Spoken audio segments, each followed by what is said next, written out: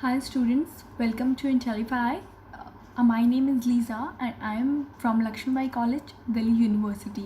आज हम आपका ज्योग्राफी यानी कि भूगोल का चैप्टर पढ़ने वाले हैं जिसका नाम है धरातल के रूप बदलने वाले कारक। तो हम डायरेक्टली अपने क्वेश्चंस पर चलते हैं। हमारा आपका पहला प्रश्न है, स्थलमंडल प्लेट किसे कहते हैं? स्थलमंडलीय प्लेट किसे कहते हैं? ये बेसिकली आपके टेक्टोनिक प्लेट्स होती हैं, जो प्लेट्स या फिर वो स्थलमंडलीय प्लेट जो धरती के नीचे होती है, जिसकी वजह से, जिनके हिलने की वजह से हमारी धरती पर भूकंप आता है। तो एक बार हमारा आंसर भी हम लोग पढ़ लेते हैं, अपना उत्तर भी पढ़ लेते हैं। जो ये कह रहा है, स्थलमंडल अनेक दृढ़ कणों में विभाजित है। इन्हीं कणों को स्थलमंडलीय प्लेट कहते हैं। ये अलग अलग जगह प्रेजेंट हैं और इन्हीं को हम स्थलमंडलीय प्लेट या फिर टेक्टोनिक प्लेट्स कहते हैं, जिसकी वजह से अर्थक्वेक या फिर भूकंप आता है। नेक्स्ट क्वेश्चन, पृथ्वी के अंतर्गत बल से आप क्या समझते हैं? पृथ्वी के आंतरिक बल से आप क्या समझते हैं? इसमें आपको बेसिकली यही बताना है कि जो पृथ्वी के जो अंदर का जो बल होता है उसी को हम आंतरिक बल कहते हैं। इसका उत्तर सिर्फ इतना ही है कि जो पृथ्वी के अंदर जो बल उत्पन्न होता है, मतलब जो उत्पन्न होता है, जो बनता है, उसको हम पृथ्वी का आंतरिक बल कहते हैं। अगला प्रश्न है, मोड़दार पर्वत का निर्माण कैसे होता है? फोल्डेड माउंटेन्स की क्रिएशन कैसे होती है? वो कैसे बनते हैं मोड़दार पर्वत?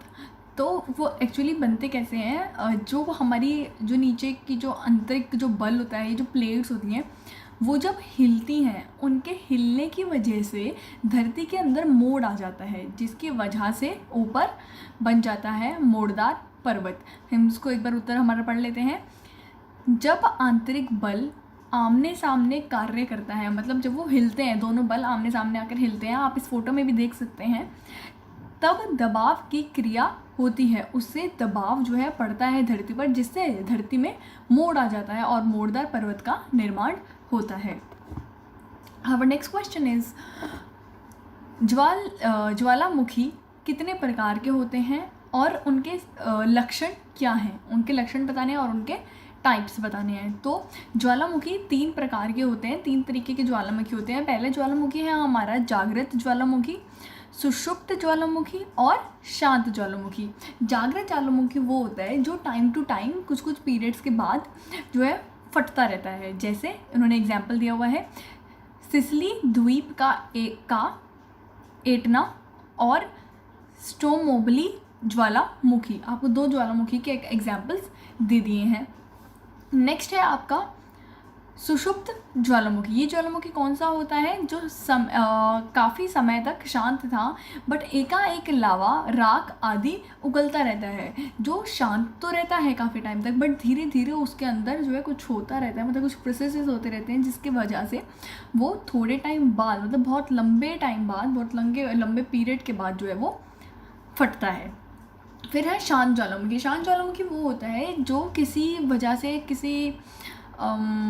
किसी भी आप मतलब किसी भी चीज़ से वो बंद हो गया है या फिर उसमें पानी भर गया है, तो मतलब वो कभी भी नहीं फूटेगा, उसको हम कहते हैं शांत ज्वालामुखी। एग्जाम्पल्स दिए हुए हैं, you can read and this question is really sufficient for you. Okay, so आपका अगला जो प्रश्न है वो ये है, ज्वालामुखी से मनुष्य को होने वाले लाभ व हानि बताइए। मनुष्य को जो एडवांटेजेस और जो डिसएडवांटेजेस होते हैं ज्वालामुखी के फटने से, आपको उन्हें एक्सप्लेन करना है। तो पहला हम देख रहे हैं हमारा ज्वालामुखी से होने वाली हानियाँ। ठीक है, तो पहला हमारी हानि क्या है? ज्वालामुखी विस्फोट से निकलने वाले लावे के नीचे वनस्पति तथा जीव जंतु होते हैं, जिससे जब ज्वालामुखी फूटता है तो वो जो जीव जंतु हैं हज़ारों की मात्रा में वो मर जाते हैं। नेक्स्ट, इसके कारण समीपवर्ती भागों में प्राय भूकंप भी आ जाते हैं। मतलब वॉल्केनो इरप्शन से जो आसपास के जो एरिया हैं वो जो है खतरे में आ जाते हैं, वहाँ पे भूकंप के आने के जो चांसेस होते हैं, जो संभावनाएं होती हैं वो बढ़ जाती हैं। फिर है लावा प्रवाही से सैकड़ों किमी तक खेत, मकान आदि नष्ट हो जाते हैं। अब ज्वालामुखी आया है, उसमें से आग निकली है, इतना ज़्यादा लावा निकला है, जिससे क्या होता है, जो आसपास के सारे शहर होते हैं, जो क्रॉप्स होती हैं, फार्म्स वगैरह सब जो है डिस्ट्रॉय हो जाते हैं, ख़राब हो जाते हैं। अगला है समुद्र में विस्फोट से जल जो है वो उबलने लगता है समुद्र में विस्फोट होने से, जिससे जो समुद्र के अंदर के जो जीव जंतु हैं वो भी मर जाते हैं। नेक्स्ट इज़ इसके उद्धार के समय कई जहरीली गैसें जो है बनती हैं, जिससे हमें प्रॉब्लम होती है, जो एयर पोल्यूशन में मतलब जो हमारा एयर पोल्यूशन बढ़ा देती हैं। ओके, नेक्स्ट इज़ अब हम पढ़ेंगे ज्वालामुखी के लाभ। अभी तक हमने ये पढ़ा कि हमें ज्वालामुखी से क्या क्या हानियाँ हो रही है, और अब हम पढ़ेंगे कि उससे हमें एडवांटेजेस या फिर लाभ उसके क्या हैं। ज्वालामुखी विस्फोट से निकलने वाला लावा से बनी काली मिट्टी, मतलब जो ब्लैक सॉइल होती है, वो जो है हमारी फार्मिंग के लिए, हमारे एग्रीकल्चर के लिए बहुत अच्छी होती है, और वहाँ पर हमारे जो क्रॉप्स हैं वो भी अच्छे ग्रो होते हैं। ठीक है, नेक्स्ट भी पॉइंट यही है। फिर है हमारा थर्ड पॉइंट, ज्वालामुखी प्रदेश में मिलने वाले गर्म जल स्रोत के पानी में गंधक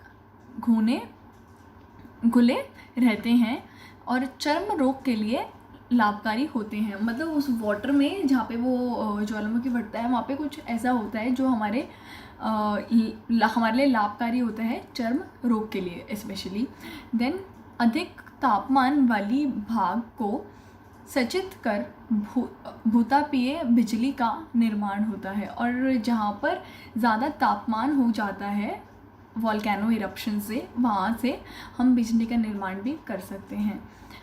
इनसे बनने वाला क्रेटर झील एक पर्यटक स्थल बन जाता है, और जहाँ पे वो फूटता है तो वो एक पर्यटक स्थल बन जाता है, जहाँ पे लोग जो है झील का पानी जो है सिंचाई के काम आ जाता है, मतलब आपको स्प्रिंकलर्स की तरह आप उसे यूज़ कर सकते हैं। So this was all till now. आगे के क्वेश्चंस हम अपनी नेक्स्ट वीडियो में करेंगे। Hope you all like that video. Thank you for watching.